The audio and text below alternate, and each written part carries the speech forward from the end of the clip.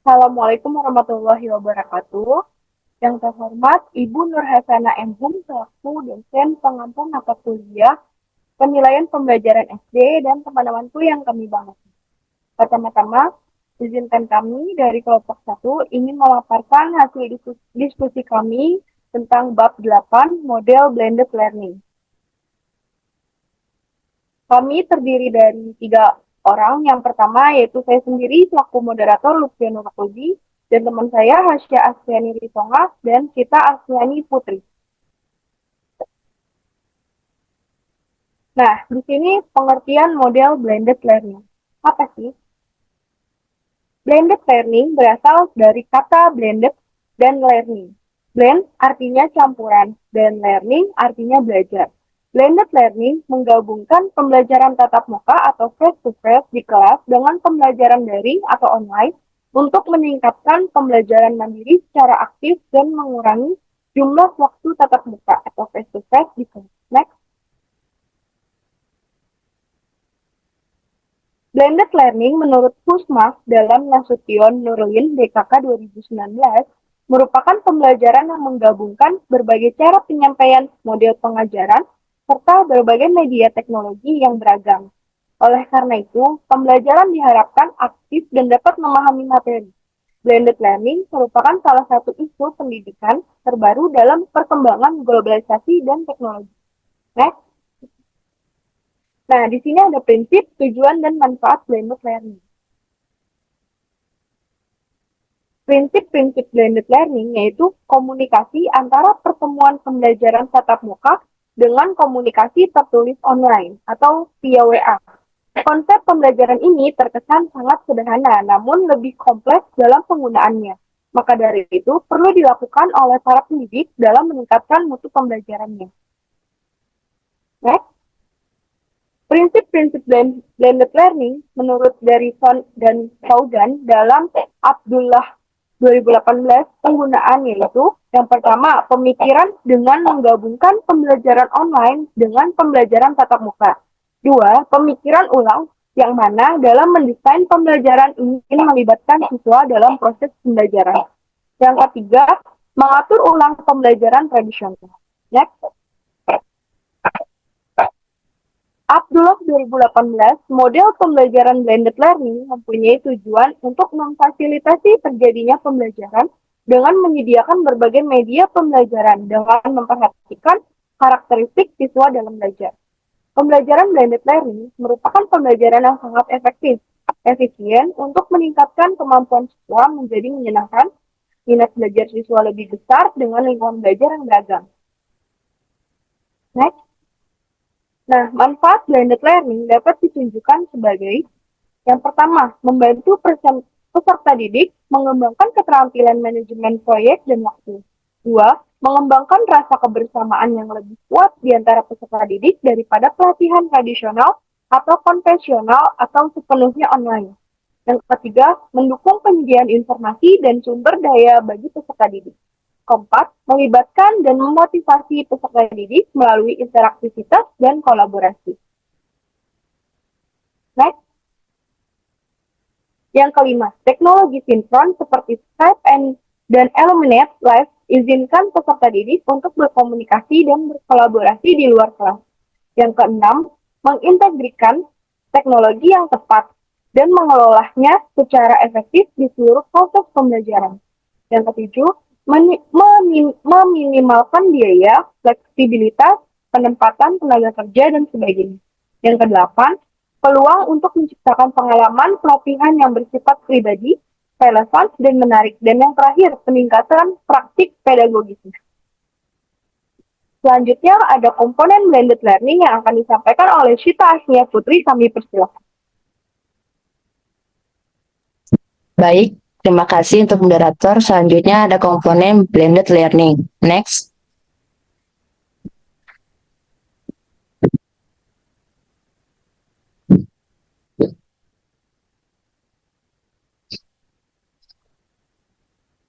Next, Cak. Yang pertama ada online learning. Online learning adalah lingkungan pembelajaran yang mempergunakan teknologi internet dan berbasis web dalam mengakses materi pembelajaran dan memungkinkan terjadinya interaksi pembelajaran antara sesama peserta didik atau dengan pengajar di mana saja dan kapan saja. Online learning merupakan salah satu dari komponen blended learning, di mana online learning memanfaatkan internet sebagai salah satu sumber belajar. Online learning mempergunakan teknologi internet dan berbasis web dalam mengakses materi pembelajaran dan memungkinkan terjadinya interaksi pembelajaran. Next. Yang kedua, pembelajaran tatap muka face-to-face learning. Pembelajaran tatap muka merupakan salah satu bentuk model pembelajaran konvensional yang berupaya untuk menyampaikan pengetahuan kepada peserta didik. Pembelajaran tatap muka mempertemukan guru dan siswa dalam ruangan untuk belajar.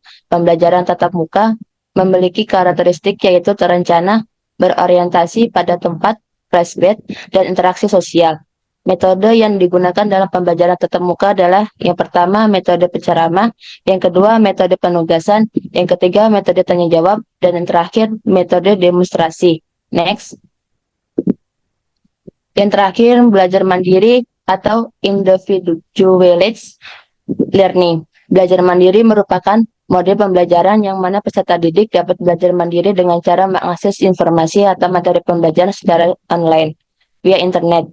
Belajar mandiri bukan berarti belajar sendiri, karena orang kadang seringkali salah arti mengenai belajar mandiri sebagai belajar sendiri. Belajar mandiri berarti belajar secara berinisiatif dengan ataupun tanpa bantuan orang lain dalam belajar. Belajar mandiri sebagai pembelajaran yang merubah perilaku dihasilkan dari kegiatan-kegiatan yang dilakukan oleh pembelajar dalam tempat dan waktu berbeda, serta lingkungan belajar yang berbeda dengan sekolah. Next. Selanjutnya ada aspek-aspek karakteristik dan unsur blended learning. Next. Blended learning secara sederhana didefinisikan dengan menggunakan berbagai media dan metode dalam pembelajaran. Model yang paling sering digunakan adalah kombinasi dari online dan face-to-face learning. Namun kombinasi ini bergantung pada teknologi pedagogi dan konteks pembelajaran. Berdasarkan survei yang telah dilakukan oleh Oliver DKK bahwa ada beberapa aspek dalam blended learning. Next. Samti dalam Dewi et al. 2019, aspek-aspek utama dari blended learning adalah yang pertama, mode delivery adalah kombinasi tradisional learning dan pendekatan web-based online. Yang kedua, teknologi adalah penerapan kombinasi dari media dan teknologi. Yang ketiga, pedagogi adalah kombinasi beberapa pendekatan pedagogi. Dan yang terakhir, kronologi adalah pendekatan sequence, real time, dan sequence. Next. Blended learning juga mempunyai karakteristik tertentu, diantaranya yang pertama proses pembelajaran yang menggabungkan berbagai mode pembelajaran, gaya pembelajaran, serta penggunaan berbagai media pembelajaran berbasis teknologi dan komunikasi. Yang kedua, perpaduan antara pembelajaran mandiri via online dengan pembelajaran tatap muka guru dengan siswa serta menggabungkan pembelajaran mandiri. Yang ketiga, pembelajaran didukung dengan pembelajaran yang efektif, cari cara penyampaian, cara belajar, dan gaya pembelajaran. Dan yang terakhir, dalam blended learning, orang tua dengan guru juga mempunyai peran penting dalam pembelajaran anak didik. Guru merupakan fasilitator, sedangkan orang tua sebagai motivator dalam pembelajaran anaknya.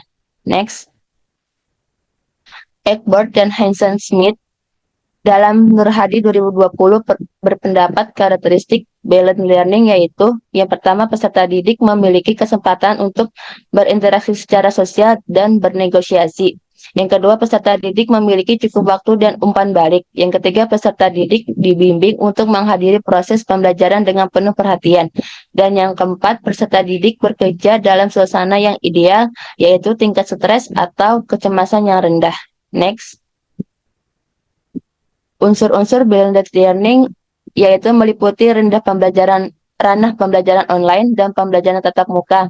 Unsur-unsur tersebut meliputi menurut Abdullah 2018 adalah yang pertama tatap muka di kelas, yang kedua belajar mandiri, yang ketiga pemanfaatan aplikasi web, dan yang keempat tutorial, dan yang kelima kerjasama, dan yang terakhir evaluasi.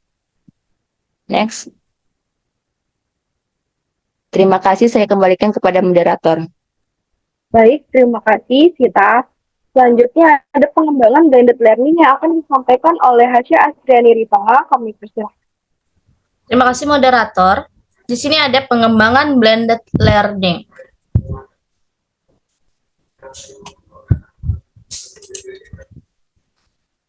Ada dua mode pengembangan blended learning seperti yang dikemukakan oleh Semler dalam Suhartono 2017. Disebutkan bahwa blended learning dapat diaplikasikan dengan dalam dua model pembelajaran, yaitu yang pertama ada model offline, kegiatan pembelajaran dilaksanakan secara tatap muka dengan peningkatan atau penambahan media pembelajaran yang telah diunduh sebelumnya dari internet seperti video, gambar, dan informasi lain yang sesuai dengan materi yang sedang dipelajari. Guru melaksanakan pembelajaran tatap muka dengan media online yang telah diunduh sebelumnya. Yang kedua ada model campuran atau hybrid learning. Model ini langsung tersambung dengan internet secara online. Model ini memadukan pembelajaran tatap muka di kelas dengan pembelajaran secara online atau tersambung dengan internet.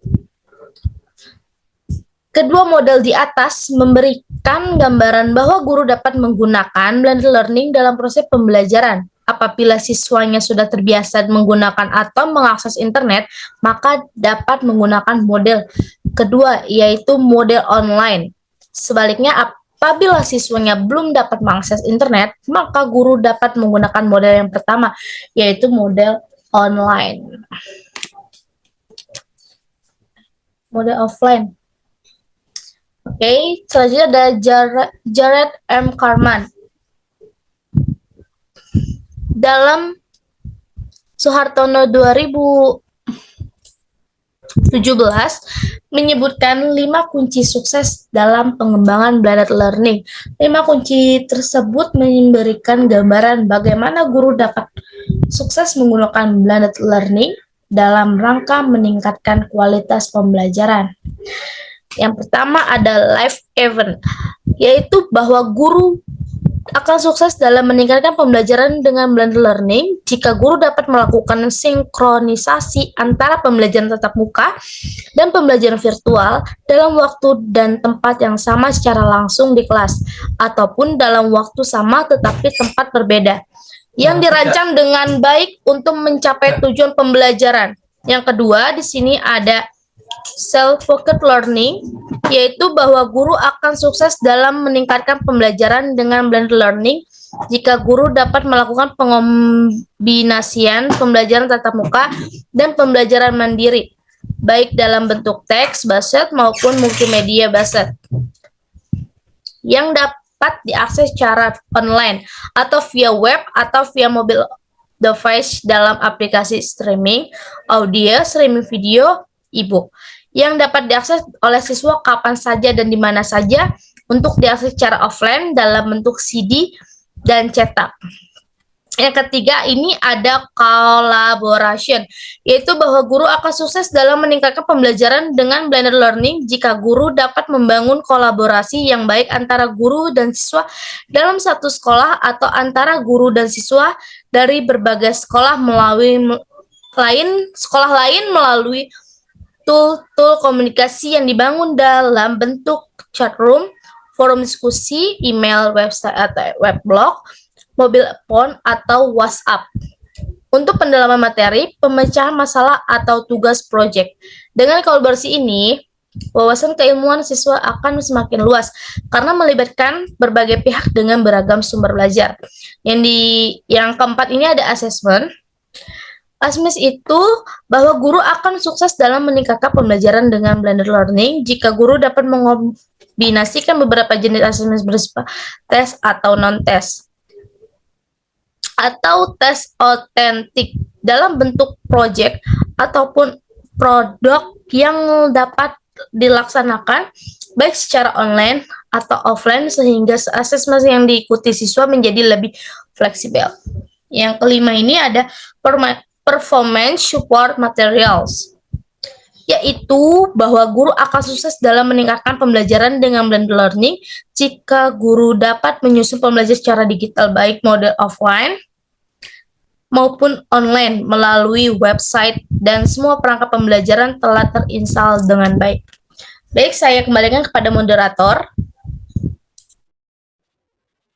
Baik, terima kasih atas pemaparannya Hasya Asyuru.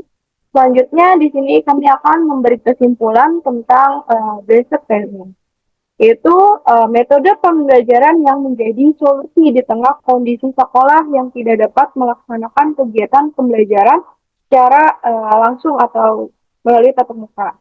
Nah, metode ini hadir dengan banyak manfaat yang bisa dirasakan bukan hanya oleh guru, melainkan juga peserta didik dan orang tua. Meskipun begitu, terdapat tantangan tersendiri ketika ingin menerapkannya, apalagi masih banyak yang awam tentang metode pembelajaran gabungan tersebut. Nah, selain itu, metode ini juga harus didukung oleh fasilitas yang tersedia baik dari pihak sekolah maupun peserta didik. Dengan begitu, pembelajaran akan berlangsung efektif dan peserta didik mampu mencapai tujuan belajarnya. Sekian dari kelompok 1. Kurang lebihnya mohon maaf. Wassalamualaikum warahmatullahi wabarakatuh.